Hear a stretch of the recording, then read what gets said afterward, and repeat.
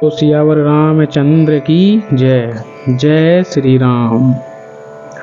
शयन कीन नृप आय सुमानी, आसन जाई बैठ चल ज्ञानी।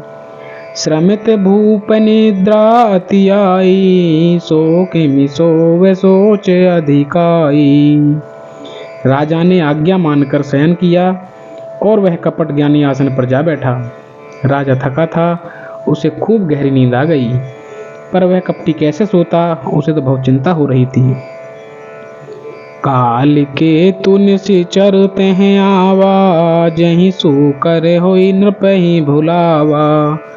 परम मित्र तापस नृप केरा, जानहि सो अति कपट घनेरा।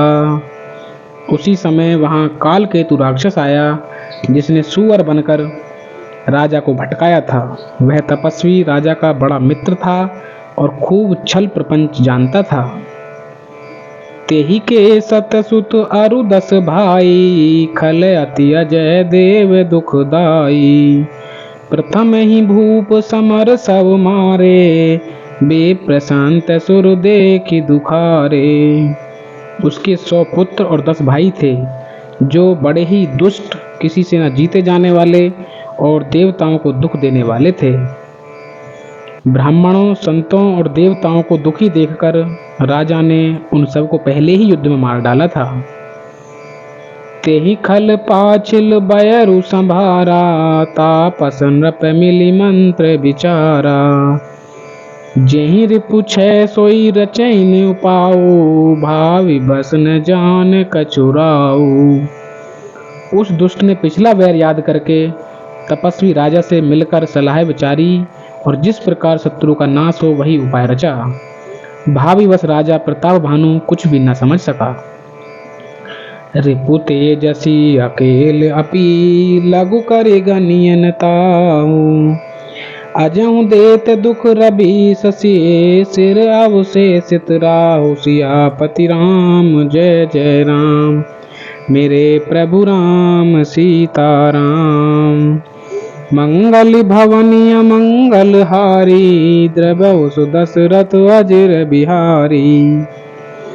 तेजस्वी शत्रु अकेला भी हो तो उसे भी छोटा नहीं समझना चाहिए।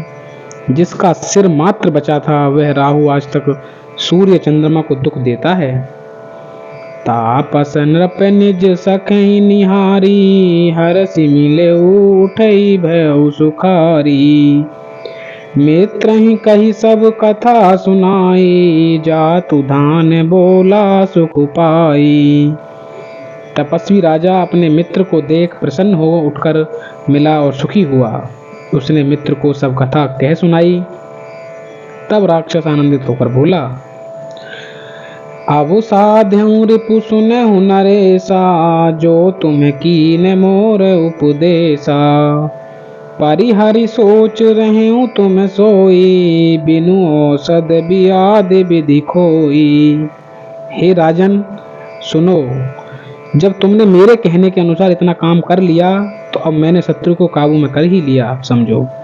तुम अब चिंता त्याग से रहो, विधाता ने बिना ही दवा के रोग दूर कर दिया। कुल समेत रिपु मूल बहाई, चौथे दिवस मिलब में आई। तापस नृपहि बहुत परितोषी, चला महाकपटी अति रोषी। कुल सहित शत्रु को जड़ मूल से उखाड़ बहाकर आज से चौथे दिन मैं तुमसे आ मिलूंगा। इस प्रकार तपस्वी राजा को खूब दिलासा देकर वह महामायावी और अत्यंत क्रोधी राक्षस चला।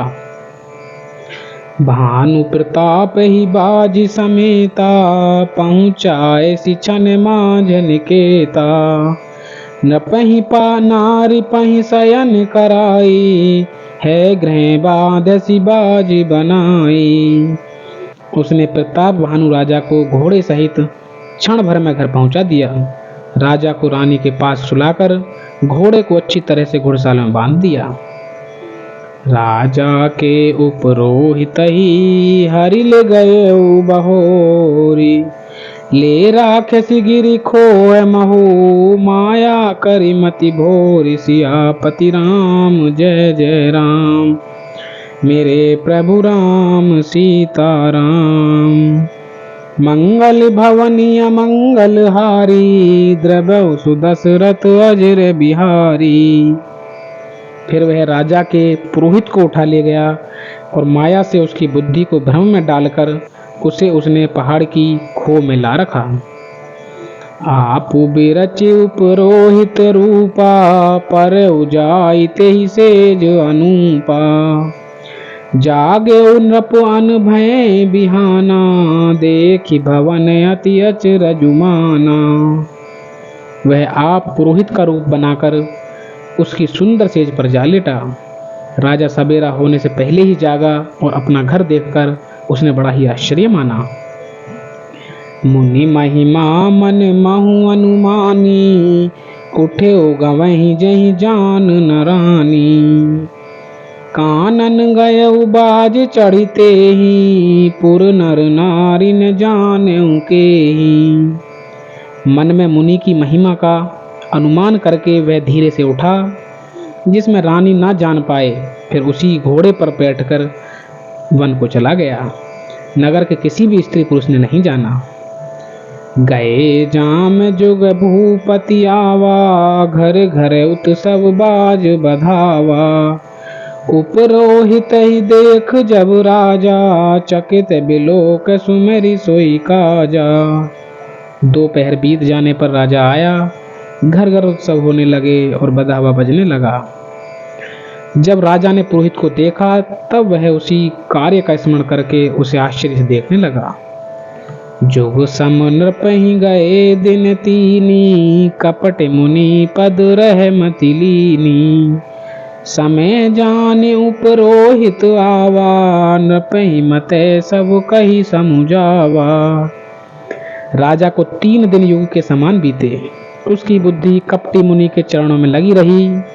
निश्चित समय जानकर पुरोहित बना हुआ राक्षस आया और राजा के साथ की हुई गुप्त सलाह के अनुसार उसने अपने सब विचार उसे समझाकर कह दिए।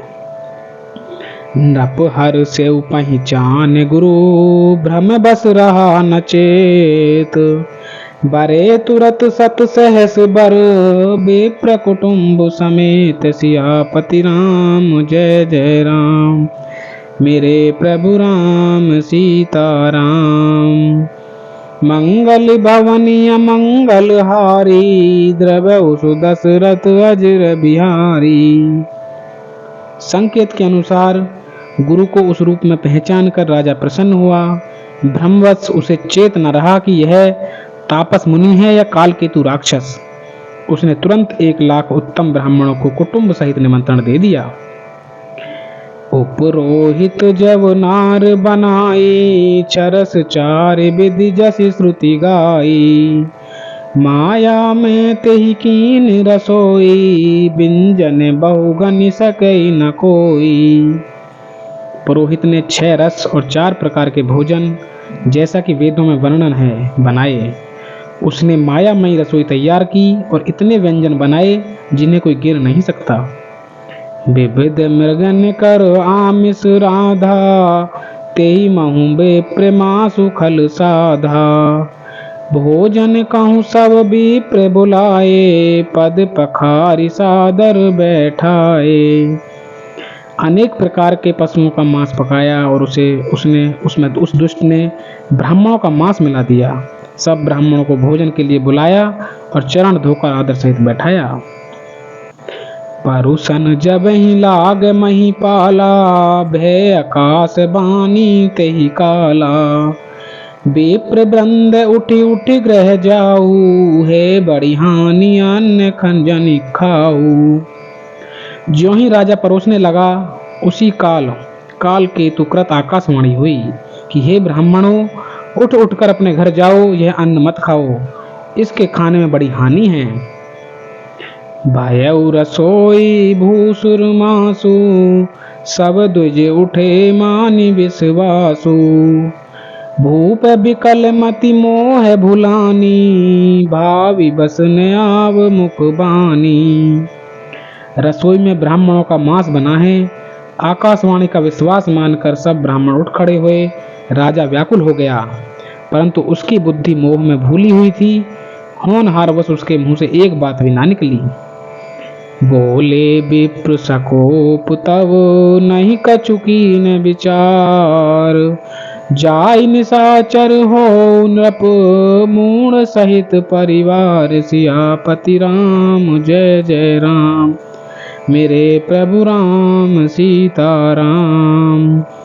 मंगल भवनीय मंगल हारी, द्रवहु सुदशरथ अजिर बिहारी। तब ब्राह्मण क्रोध सहित बोल उठे। उन्होंने कुछ भी विचार नहीं किया। अरे मूर्ख राजा, तू जाकर परिवार सहित राक्षस हो जा। बोलो सियावर रामचंद्र की जय। जय श्री राम।